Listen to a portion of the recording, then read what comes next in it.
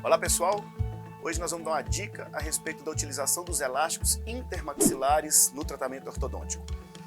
A gente tem vários tamanhos e calibres desses elásticos que podem ser usados desde uma fase mais inicial do tratamento ortodôntico, como para descruzar uma mordida, principalmente uma mordida unitária, um dente cruzado, geralmente na região posterior do arco, até na fase mais intermediária, para corrigir uma classe 2 ou classe 3, que são os elásticos diagonais, chegando na fase final, na fase de intercuspidação, que são os elásticos, considerados elásticos de classe 1, para fazer uma intercuspidação e finalizar o tratamento ortodôntico. Esses elásticos eles são vendidos em vários calibres, em vários tamanhos e vários diâmetros. Os mais comuns, 1/8, 3/16, 1/4, 5/16 e o que é vendido de forma para uso extrabucal, o meia polegada. Qualquer um deles pode ser encontrado no tamanho leve, médio e pesado, que significa o calibre, a espessura do elástico que vai ser utilizado. A gente sempre deve dar preferência ao uso desses elásticos numa fase mais final do tratamento ortodôntico, falando dos elásticos classe 2 e classe 3 principalmente. Quando eu estou numa fase final, eu tenho um fio retangular preenchendo mais a canaleta do bracket. Isso faz com que a gente tenha menos efeito colateral no uso desses elásticos. A gente consiga corrigir o problema do paciente, evitando efeitos indesejados. Então deem preferência para o uso dos elásticos diagonais, dos elásticos sagitais, deem preferência para utilizá-los no fio retangular de aço, principalmente o fio 19x25. O elástico para descruzar a mordida pode ser usado numa fase mais inicial, em que eu não quero esse controle do torque. A gente pode utilizar numa fase inicial. E mais importante que qual elástico utilizar é qual a força esse elástico deve exercer. Então, uma relação média de força, como é um movimento dento-alveolar, eu não tenho deslize do fio na hora do elástico de classe 2 ou classe 3, em torno de 180, 200, 220 gramas, algo próximo desse valor, para correção sagital. O que a gente tem que observar também na utilização desses elásticos é esse elástico diagonal, ele tem um vetor horizontal e um vetor vertical. Se eu quero corrigir um problema sagital, classe 2 ou classe 3, é interessante que eu tenha um vetor horizontal bastante grande.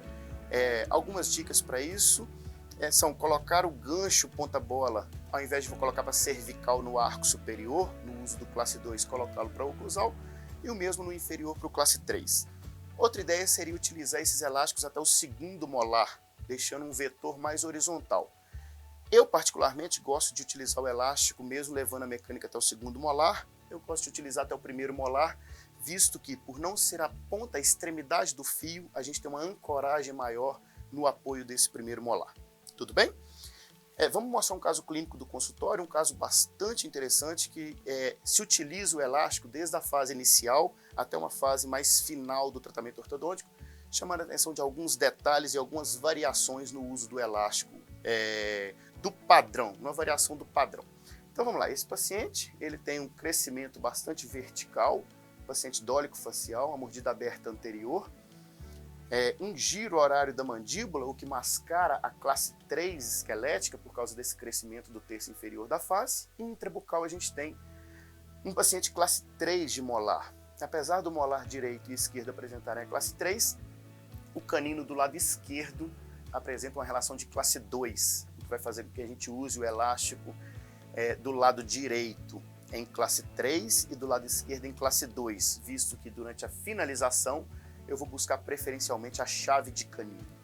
O paciente apresenta uma mordida aberta anterior e o molar esquerdo cruzado em topo, cruzando ali o primeiro molar superior com o molar inferior. Numa análise oclusal, um formato de arco interessante, tanto em maxila como mandíbula, e um apanhamento de suave a moderado no arco inferior. Iniciamos o tratamento ortodôntico. Foi colocado, como eu falei, um elástico cruzado, pode ser usado na fase inicial. Então esse elástico foi utilizado num botão colado na palatina do 26, fazendo com que houvesse esse descruzamento da mordida, levando a uma vestibularização do primeiro molar superior e uma lingualização do primeiro molar inferior.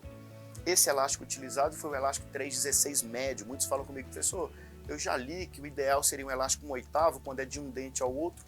Eu particularmente gosto de trabalhar com forças bastante leves e como é um movimento bem simples de se conseguir, eu trabalho com um elástico um pouquinho maior, como o 3/16. aumentando a sequência, o calibre dos fios, esse alinhamento e nivelamento, ali mostrando ainda o molar inferior, dá para ver o elástico apoiado no tubo desse molar na vestibular. E numa vista oclusal, a gente consegue ver o botão palatino colado no 26 e a fase de alinhamento do arco inferior, com o fio ainda um pouco mais leve, enquanto a gente não consegue corrigir o giro dos incisivos. No arco superior já estamos evoluindo a mecânica, um fio um pouquinho mais pesado, um elástico corrente fechando alguns diastemas, e a gente seguindo com esse tratamento ortodôntico, uma fase mais evoluída, melhorando o alinhamento dos incisivos inferiores, até que a gente chega numa fase de fios mais calibrosos, provavelmente fios 19 por 25 de aço, onde, igual eu falei mais cedo, a gente tem um melhor controle da mecânica, um efeito colateral diminuído por esse preenchimento maior do fio dentro da canaleta.